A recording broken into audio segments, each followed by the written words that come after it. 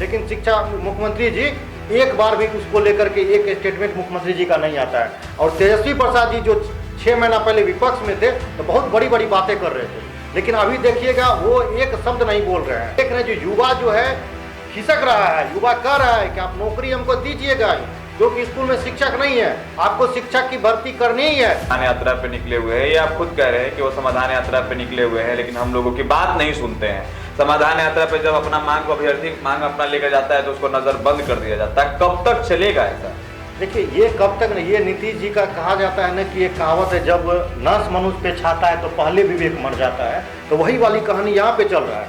और MY समीकरण इनका खिसक रहा है, M भी जा रहा है और Y भी जा रहा है, क्योंकि ये जो युवा पीढ़ी है ये जाति नहीं देख रहा है, ये धर्म नहीं देख रहा है। हमारा बिहार किस चीज से आगे जाएगा, बिहार को कौन आगे ले जाएगा, किस चीज से बिहार आगे जाएगा, उसको देखने वाला ये युवा है। और ये डिजिटल युग है मुख्यमंत्री जी और तेजस्वी जी, आप बरगला नहीं सकते युवा को। देखिए मुख्यमंत्री जी को किसी भी चीज के बारे में जानकारी नहीं है। हम तो कह रहे हैं मुख्यमंत्री जी समाधान यात्रा निकाले हैं, आप क्यों लेटर काहे निकाले, हमको इस जिला में जाना है, हमारा इसी पंचायत में क्यों हम जाएंगे, इसी वार्ड में क्यों जाएंगे, आप पहले ये चीज क्यों करते हैं? कुछ खेला है क्या अंदर का? खेला है तो दिख रहा है, आप लोग खुद दिखाते हैं, आपका चैनल दिखा रहा है, जो कि आप मुख्यमंत्री जी के जाने से पहले सड़क बन जा रहा है, मुख्यमंत्री जी के जाने से पहले विद्यालय का रंगाई पोताई हो जा रहा है। इन दिनों बिहार के मुख्यमंत्री नीतीश कुमार समाधान यात्रा पर निकले हुए हैं, लेकिन बिहार के मुख्यमंत्री नीतीश कुमार पता नहीं कब अभ्यर्थियों का समाधान करेंगे।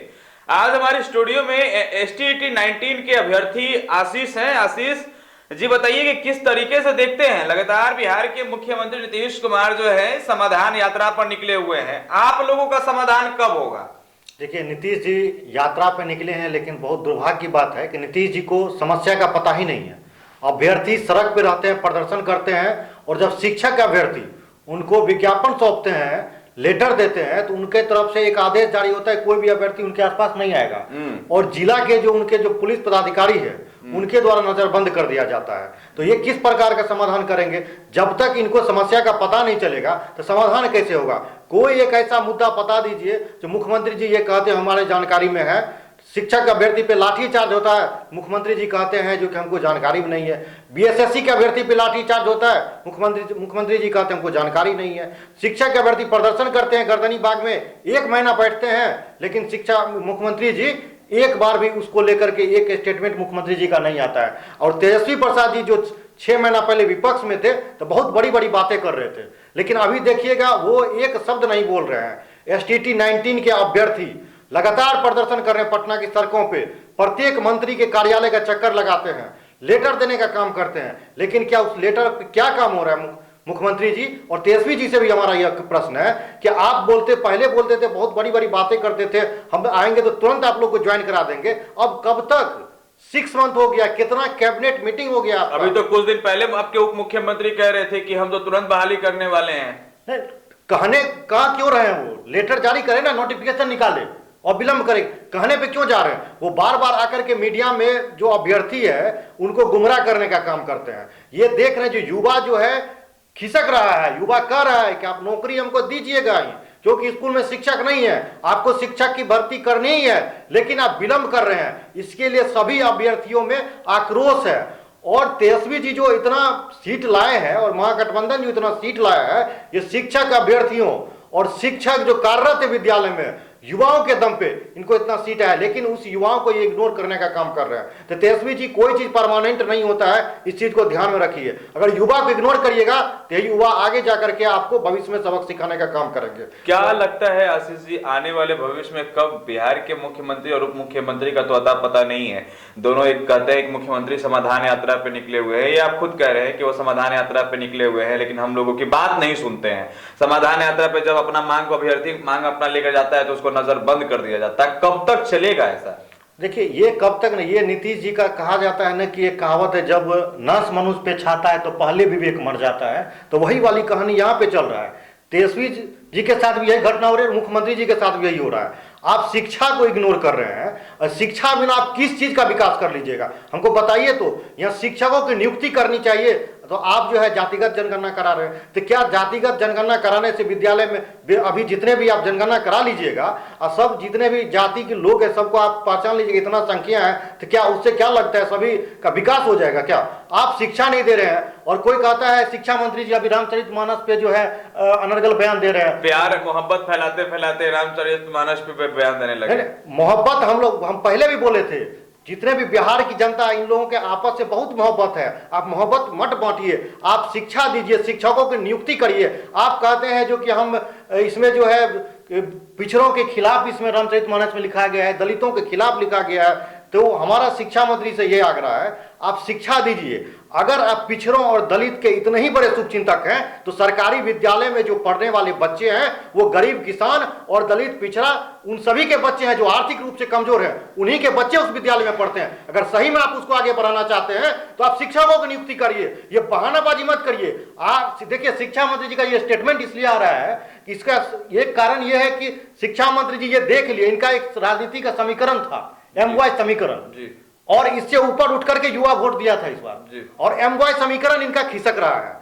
M भी जा रहा है और Y भी जा रहा है, क्योंकि ये जो युवा पीढ़ी है ये जाति नहीं देख रहा है, ये धर्म नहीं देख रहा है। हमारा बिहार किस चीज से आगे जाएगा, बिहार को कौन आगे ले जाएगा, किस चीज से बिहार आगे जाएगा, उसको देखने वाला ये युवा है। और ये डिजिटल युग है मुख्यमंत्री जी और तेजस्वी जी, आप बरगला नहीं सकते युवा को। स्कूल में शिक्षक को नियुक्ति करनी चाहिए। तो आप रामचरितमानस पे बात करते हैं तो युवाओं के को दिग्भ्रमित करने के लिए आपस में जो युवा है जाति को लेकर के लड़े, जाति को लेकर के लड़े, रामचरितमानस पे लड़े, नियुक्ति की बात नहीं करे, नौकरी की बात नहीं करे, शिक्षक के अभ्यर्थी शिक्षकों की बात नहीं करे, 7 चरण की बात नहीं करे, आपस में उलझ जाए। तो इस मुद्दा को डाइवर्ट करने के लिए ऐसा किया गया। अच्छा, क्या लगता है आशीष जी, एक शिक्षा मंत्री को इस तरीके का बयान देना चाहिए क्या?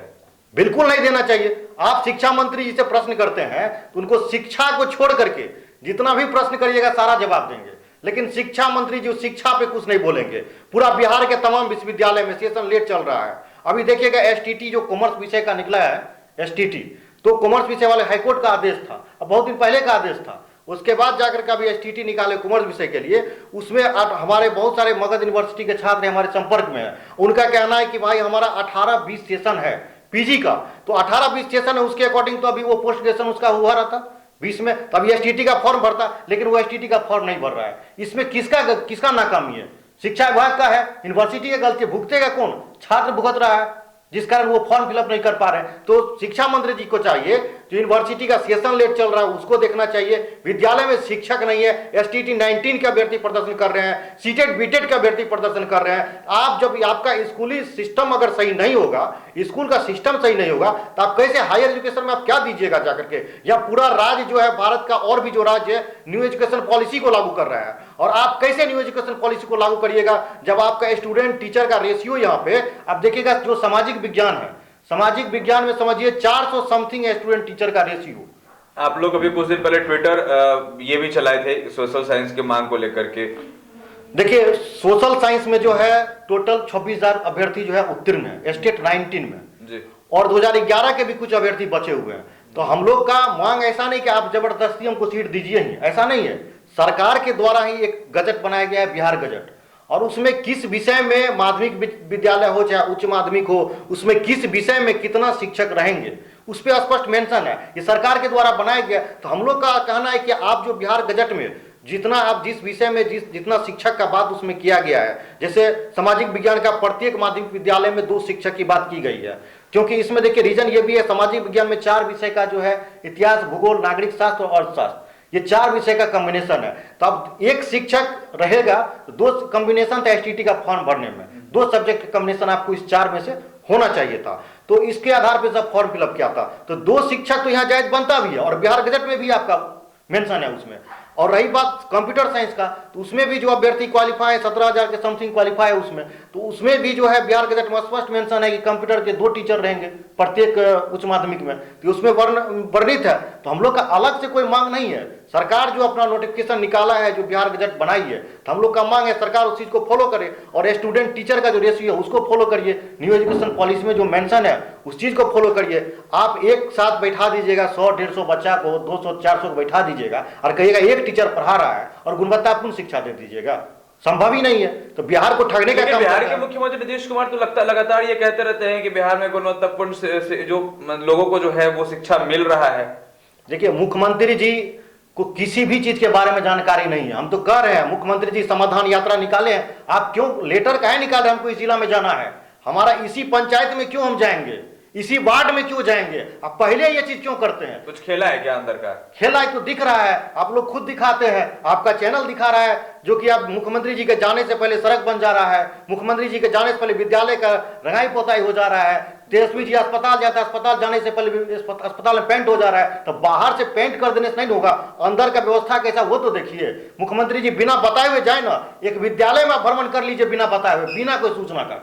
आप किस बात का डर है? बिहार की जनता आपको क्या करेगी? आप बिहार का सेवा कर रहे हैं ना, आप ही नहीं कहते सेवा कर रहे हैं, बिहार के लिए काम कर रहे हैं। अगर आप काम कर रहे हैं तो विद्यालय का क्यों इस तरह का स्थिति है? क्यों बच्चा जो है आप इस तरह का मतलब सिलेबस उसका कंप्लीट नहीं हो रहा है, सर्टिफिकेट बांटा जा रहा है। और ये लोग क्या करते हैं? प्राइवेटाइजेशन का विरोध करते हैं। तेजस्वी जी प्राइवेटाइजेशन का विरोध करते हैं। तमाम पार्टी जो सत्तारूढ़ है, अभी सत्ता में है, भारतीय जनता पार्टी केंद्र सरकार में है, और वहां पे देखिए सिर्फ वो तो सत्ता में प्राइवेटाइजेशन का विरोध किया जा रहा है विपक्ष के द्वारा।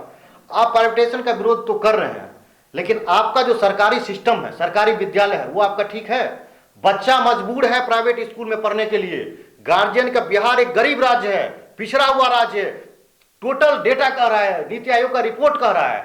और जो गार्जियन है, गरीब किसान है, आर्थिक रूप से कमजोर है, और उनके बच्चे जाकर के प्राइवेट विद्यालय में पढ़ रहे हैं, वहां पे फीस देते हैं जाकर के, चाहते नहीं है फीस, पैसा नहीं उनके पास देने के लिए, अपना एक कपड़ा कम पहन रहा है, अपना कम खा रहा है, जाकर के बच्चा को प्राइवेट विद्यालय में पढ़ा रहा है। क्यों भाई? आप इनडायरेक्ट में तो जो प्राइवेटाइजेशन उसको सपोर्ट कर रहे हैं, अब मौखिक रूप से बिहार की जनता को बेवकूफ बना रहे हैं। आप जब स्कूल में शिक्षक नहीं रहेगा सरकारी विद्यालय में, तो कहां जाएगा पढ़ने के लिए? आप दीजिएगा मुख्यमंत्री जी, तेजस्वी जी, आप दीजिएगा, आपके जो बच्चे होंगे आप उसको दीजिएगा सरकारी विद्यालय में, नामांकन कराइएगा, उसको भेजिएगा, यहाँ पे दिल्ली में पढ़ाइएगा। पटना भी नहीं पढ़ा सकते हैं आप, बिहार से बाहर रखिएगा। उससे आगे हायर एजुकेशन के लिए आप विदेश भेजिएगा, अमेरिका और इंग्लैंड भेजिएगा। कोई भी नेता मंत्री बता दीजिए। दिल्ली के कंपेयर बिहार का स्कूल जो है, दिल्ली में जिस तरीके से सरकारी स्कूल चलता है, क्या उस तरीके का सरकारी स्कूल बिहार में कब आएगा? क्या लगता है कि बिहार के मुख्यमंत्री नीतीश कुमार इस पर सोचेंगे? उनका मंशा क्या है? क्या आप लोगों की नियुक्ति होगी? आपने विजय चौधरी का भी आपने देख लिया, अपने चंद्रशेखर को भी आप देख रहे हैं। क्या लगता है कि ये तमाम नेताओं को देखते हुए क्या लगता है कि कब तक नियुक्ति जो है हो जाएगी? देखिए, अभी आप दिल्ली का शिक्षा व्यवस्था और स्कूली सिस्टम का बात किए हैं, तो इसका चर्चा देश ही नहीं विदेश में भी है। जी बिल्कुल। जो हम लोग कोई पॉलिटिकल पार्टी से नहीं है, लेकिन जो अच्छा काम करेगा, चाहे किसी भी दल का हो, कोई किसी की भी सरकार हो, तो हम लोग उसका तारीफ करेंगे। और दिल्ली में जो स्कूल का देख रहे होंगे, तो वो स्कूल देखने के लिए अमेरिका से लोग आते हैं, और विदेशों में चर्चा है इस बात का। और उसी के कारण केजरीवाल, आम आदमी पार्टी, उसी शिक्षा और स्वास्थ्य को लेकर के आज राष्ट्रीय पार्टी बना है। और शिक्षा और स्वास्थ्य किस व्यक्ति को नहीं चाहिए?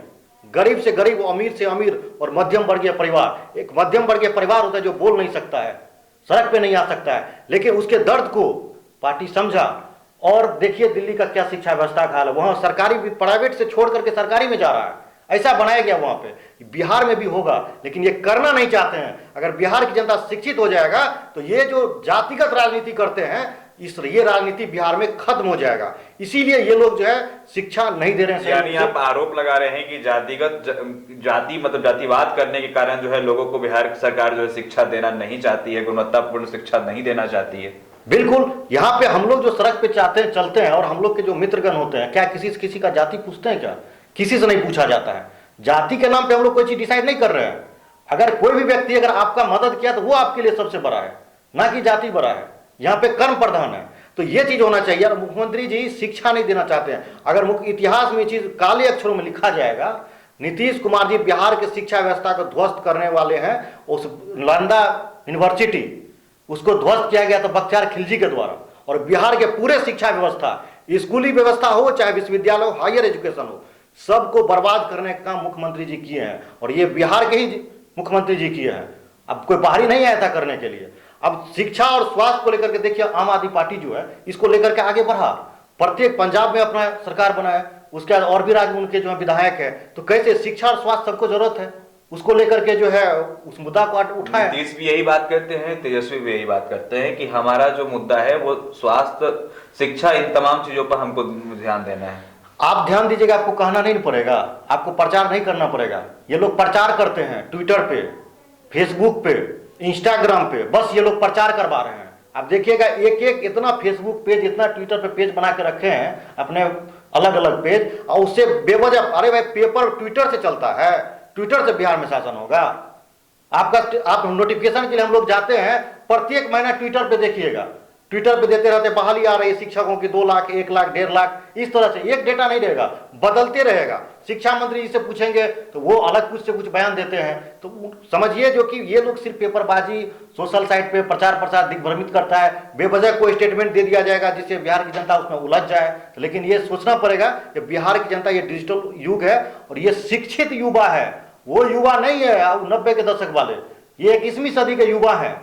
और इस युवा को आप ऐसे नहीं गुमराह कर सकते हैं तेजस्वी जी। और आप ये चीज देख लिए जो कि सभी जगह आपका विरोध हो रहा है, चाहे ट्विटर हो, चाहे आपका पब्लिक मीटिंग हो, नीतीश जी का यात्रा चल रहा है, उस यात्रा में तेजस्वी जी से आवाज दे रहा अभ्यर्थी, सर 7वें चरण की बहाली, सर हम लोग को सुन लीजिए सर।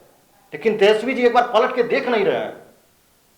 दिखाएंगे हम लोग। क्या सत्ता में आने के बाद बदल गए? सत्ता में आने से पहले तो आप लोग से लगातार मुखातिब होते रहते थे।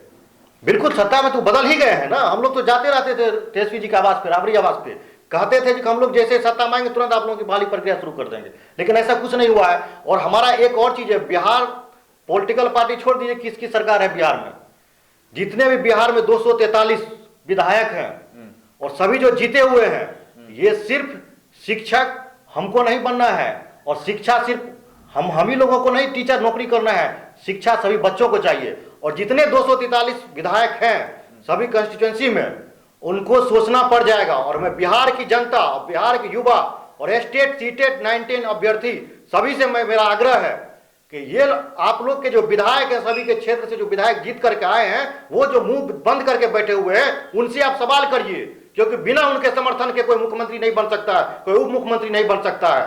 क्योंकि सभी के जितना भी विधानसभा क्षेत्र है, सभी जगह विद्यालय है, और उस विद्यालय में सभी जगह गरीब, किसान और आर्थिक रूप से कमजोर वर्ग के बच्चे उस विद्यालय में पढ़ते हैं।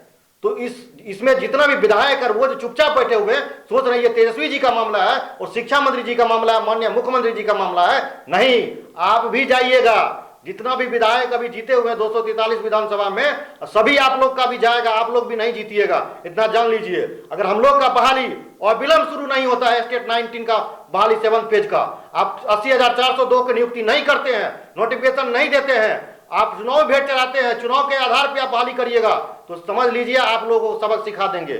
शिक्षक की नियुक्ति तो आपको करना ही करना है, विद्यालय में शिक्षक नहीं है, इतना जान लीजिए। वोट मांगने लायक नहीं रहिएगा नीतीश जी, तेजस्वी जी, आप यात्रा कर रहे हैं ना, हर एक यात्रा, हर एक पब्लिक मीटिंग में आपका विरोध होगा, कहीं नहीं आपका सुना जाएगा।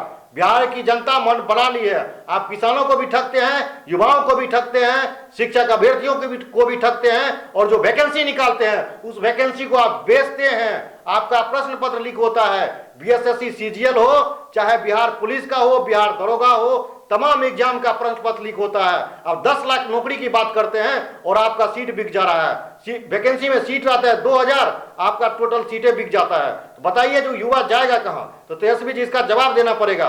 बीएसएससी का देखिए प्रश्न पत्र लीक हुआ था, उसमें तेजस्वी जी के मुंह से एक शब्द नहीं निकला अभी तक, एक वर्ड नहीं बोले हैं।